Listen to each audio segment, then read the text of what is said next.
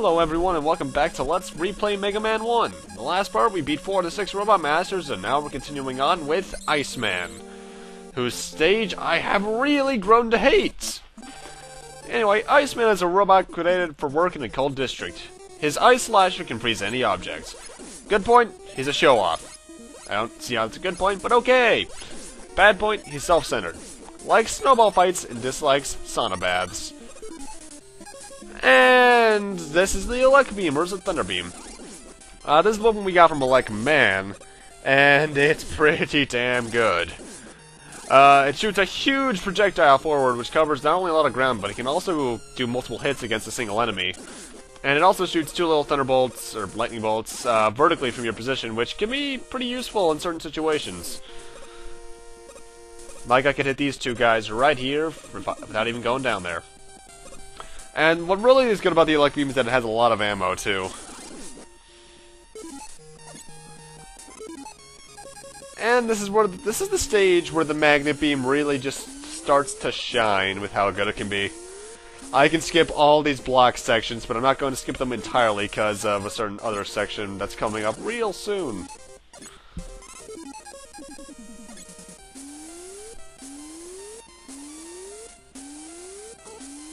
I think the only time I found reappearing disappearing blocks tolerable is, ironically enough, when you can not only skip them, but also in the iOS port of Mega Man 2. Due to the way the physics are weirdly different in that version, you can get through the reappearing block section real easily.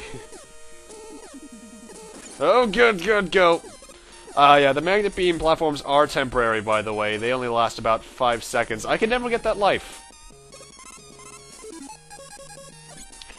You're gonna want to keep Elect Beam towards full in this stage, by the way, because Iceman is weak against it, so yeah. Here are all those hits.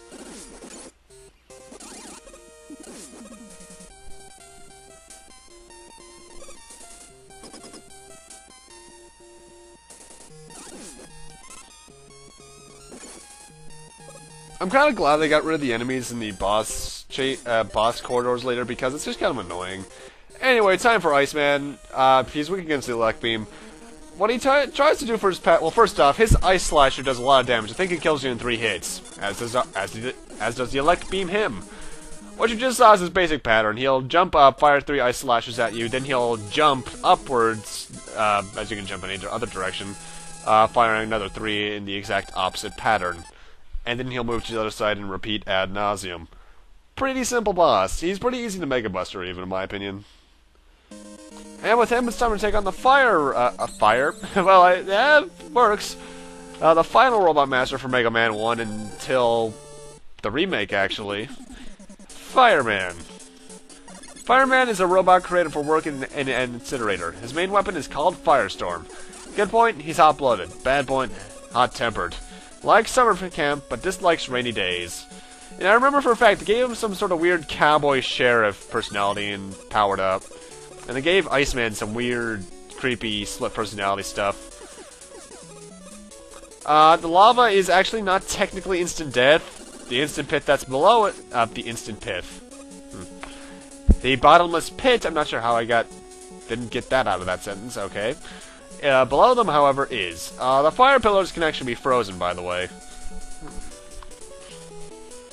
Fun fact, in all the years I've played this game, I've actually never done this section legitimately. I've always cheesed it with Magnet Beam.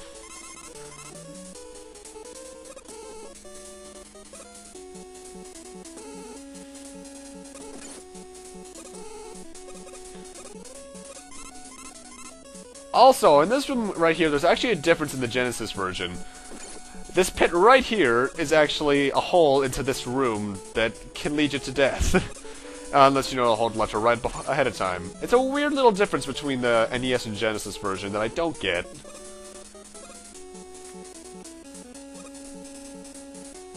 And also, as for the PSP version, because I know I haven't brought that up, I brought it up a couple times but never really explained it.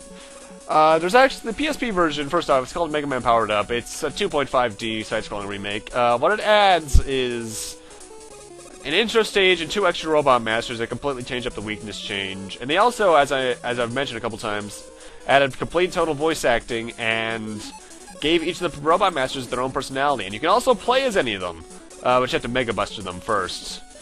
Which, luckily, due to the way the damage output was changed, is much easier. And not only can you not only play as the Robot Masters, but via DLC you can also play as Roll, Mega Man's sister, or a certain character from Mega Man 3 that may or may not be his brother. And there's also 2 other versions of Mega Man that they implemented that have the charge and slide attacks from, well, not really attacks when it comes to the slide, but have the abilities he would have in 3 onwards. Very cool, actually. A lot of replayability in that. If you have a PSP, I recommend it.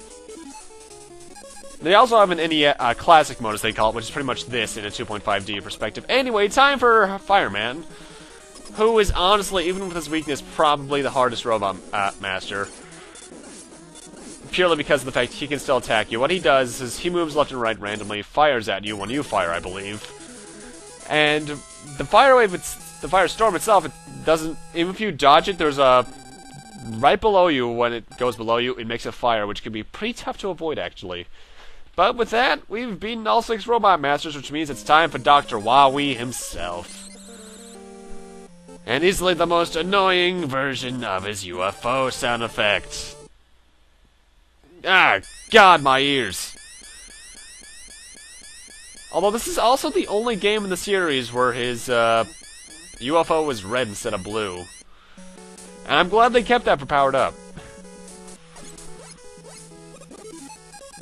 Anyway, remember these guys, the enemies that were at the end of a lot of the stages? Well, first off, the Ice Slasher goes forward from where you fired it and can freeze any enemies you come in contact with. I don't think it actually does any damage. So, yeah, let's see. There's 2 of those enemies that do 1/3 of my health. 3! So make sure you don't get hit by all these guys, otherwise you are dead. That is just mean design. Oh, God, I barely made that. One thing I gotta say about this Wily Castle, though, it really does make you use your powers, or at least Guts, Super Arm, rather, and Elect Beam. I think it's Thunder Beam, actually. And we got Fireman's Firestorm for beating him. What it does is that it shoots a ball of fire forward, yes, however, it also creates a bit of a fire shield around us that can hurt enemies that come into close contact, which will be useful during boss later in the game. Whip out Elect Beam quickly if you don't want to get hit here, by the way. I'm not sure how perfect runners get through that. Ugh.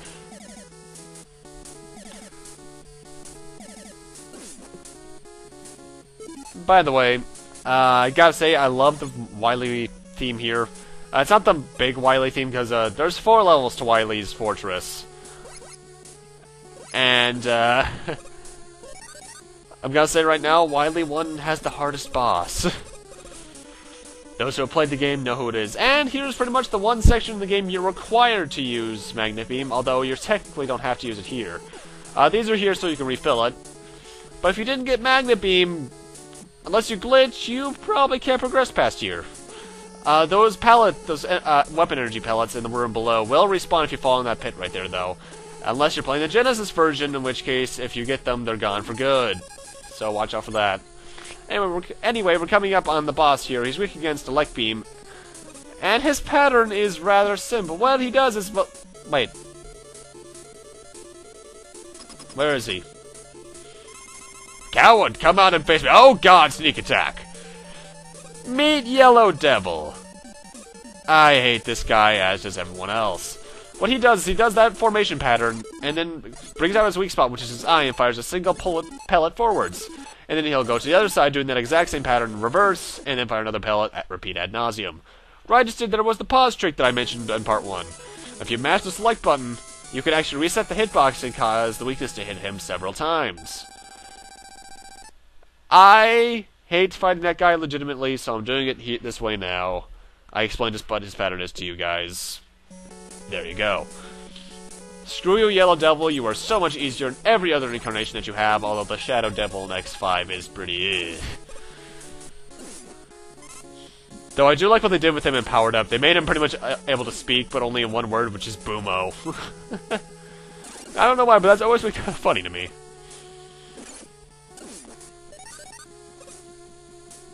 Anyway, beginning of the boss rush. Now, in every other Mega Man game I've played, I did the boss rush in a fast-forward pretty much kind of thing sped up the entire battle. But since the Robot Masters are not only so pathetically weak in this game, but they're also pretty short to fight, I won't be doing that. And I almost perfected you, Cutman.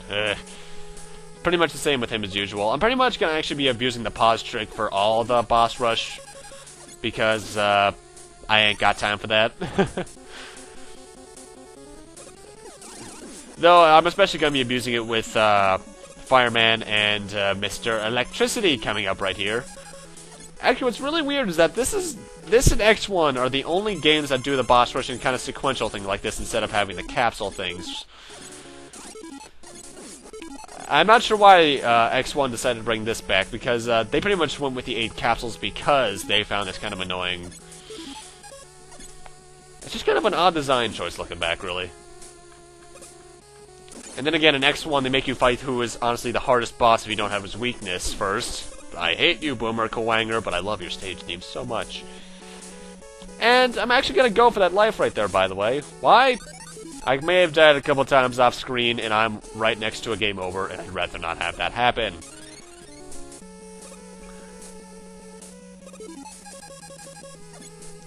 And what's really weird, too, mind you, X1 did this as well, but you fight 2 of the Robot Masters here, and you fight them all the rest of them on a different stage. The thing is, though, X1 would do it so that you fight a certain amount of Robot Masters in every stage. But you're pretty much fighting them evenly spread throughout each one. Here in Megaman 1, though, we fight 2 here, and then we fight 4 in the final level. It's kind of pushing it there, guys. Mega Man 1. We love you for starting the series, but you're filled with odd design choices. Anyway, it's time for the boss. It's totally Tetris. What the... Okay, boss is us. We're screwed. First off, don't have Elect Beam equipped. I recommend using Firestone for this battle. Why?